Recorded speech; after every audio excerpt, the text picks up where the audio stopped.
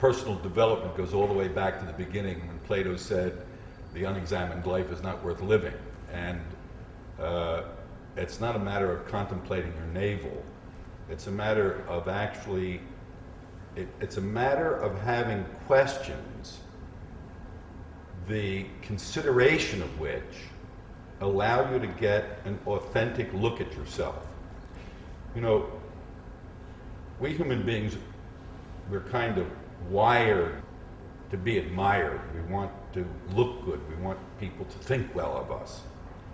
And so we try to be authentic. We try to be real with each other.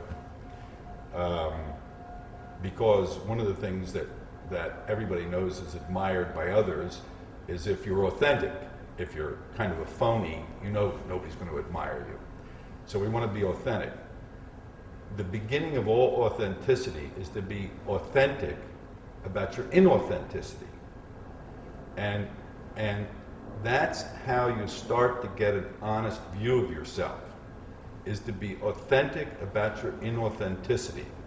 And I'll give you an example. So in the normal course of events, we think of our listening as a kind of empty bowl.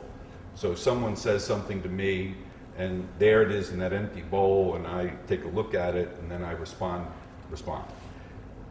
But if I suggest to a person that the bowl isn't empty, there's a listening there that's already there before anyone says anything. And it's not only already there, it's always already there. So kind of already always listening.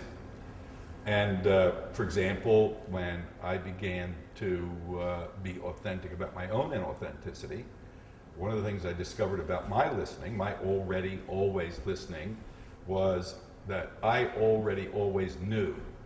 So it'd be like you and I are going to have a conversation. I have to say, now hold on for a second, because you need to know before you tell me anything that I already know. Now, what was it you wanted to say? As you can imagine, I was a pretty difficult kid for the people who tried to teach me something.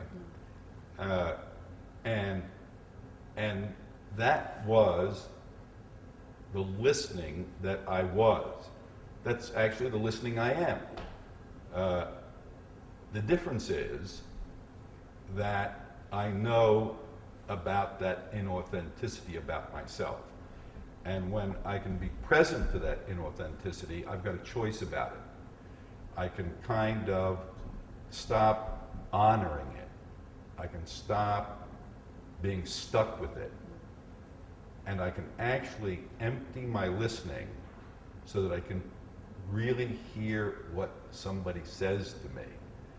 Kind of be in their shoes, recreating what it is for them that they're saying to me, rather than merely, well, the way I understood what they said.